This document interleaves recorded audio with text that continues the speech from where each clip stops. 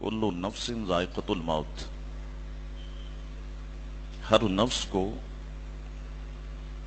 ہر متنفس کو، ہر جاندار کو موت کا مزہ چکنا ہے۔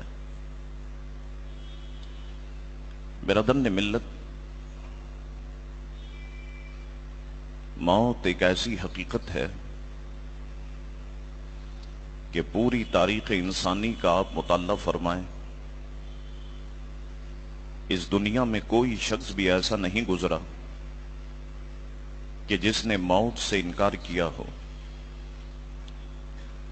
اور آپ کو اس دنیا میں موت ہی ایک ایسی چیز ملے گی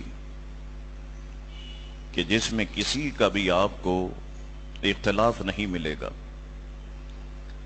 ورنہ عموماً دنیا کی جس بات اور جس شے کو لے لیں تو ہر بات میں آپ کو اختلاف دکھائی دے گا۔ مثلاً آپ غور فرمائیں کہ ہم جتنے انسان یہاں پر موجود ہیں، ہم سب کے چہروں پر ایک ہی سامان لگا ہوا ہے، وہی دو آنکھیں جو میری ہیں آپ کی ہیں، وہی دو کان ہیں، ایک ناک ہے، لیکن پھر بھی آپ غور فرمائیں کہ ہم سب کے چہرے ایک دوسرے سے مختلف ہیں۔ اور پھر یہ سب کچھ ہونے کے، ایک جیسا ہونے کے باوجود ہم سب کی آوازیں ایک دوسرے سے مختلف ہیں۔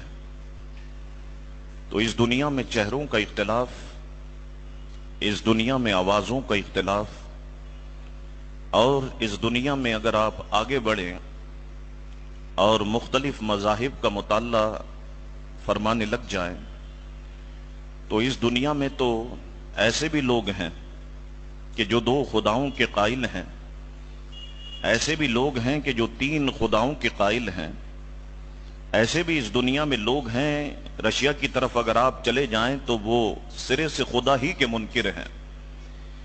تو اس دنیا میں خدا کو ماننے میں بھی اختلاف ہے، اسی طرح اس دنیا میں رسولوں کو ماننے میں بھی اختلاف ہے۔ اسی طرح آپ غور فرمائیں کہ کلمہ پڑھنے والے مسلمانوں ہی کو غور کریں کہ انبیاء و مرسلین کی سب سے عظیم شخصیت حضور کریم علیہ الصلوۃ والسلام کو ماننے میں اختلاف ہے۔ کوئی کہتا ہے مانتے تو ہیں مگر ہمارے جیسے ہیں، ہماری طرح ہیں، ان میں اور ہم میں کوئی فرق نہیں ہے۔ اور کوئی جھوم کے کہتا ہے کہ میں وہ سنی ہوں کہ جمیل قادری مرنے کے بعد میرا لاشا بھی کہے گا صلاۃ و سلام۔ تو کوئی حضور کو مانتا ہے تو دل کی گہرائیوں سے مانتا ہے، اور کوئی کہتا ہے کہ بس کلمہ تو پڑھتے ہیں، ہم ہیں ہمارے جیسے، ہماری طرح ہیں، ان میں اور ہم میں کوئی فرق نہیں ہے۔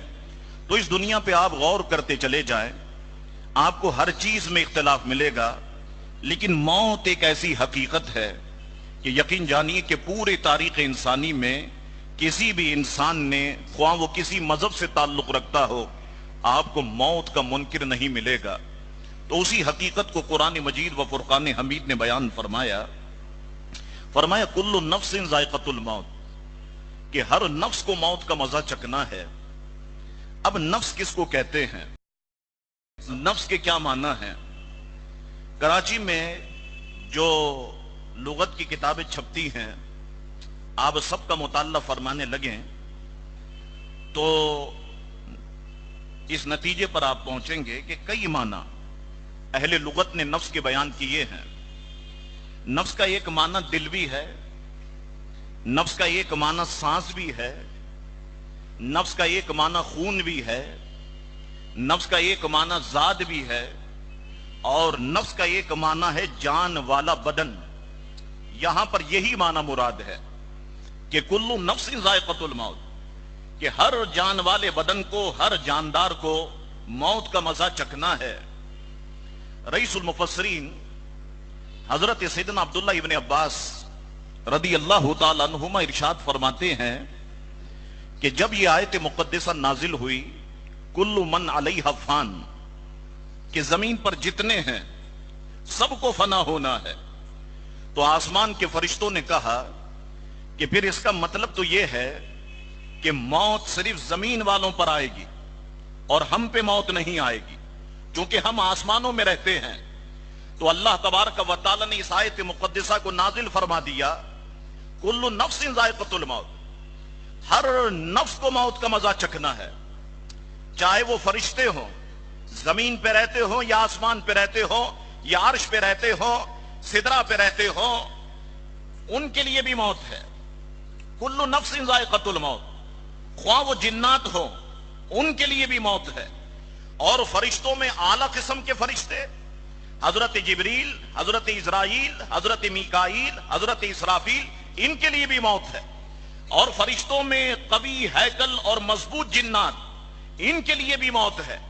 تو موت فرشتوں کے لیے بھی ہے، موت جنات کے لیے بھی ہے، اور موت انسانوں کے لیے بھی ہے۔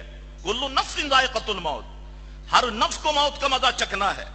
انسانوں میں خواہ اولیاء کرام ہو ان کے لیے بھی موت ہے، صحابہ کرام ہو ان کے لیے بھی موت ہے، انبیاء و مرسلین ہو ان کے لیے بھی موت ہے۔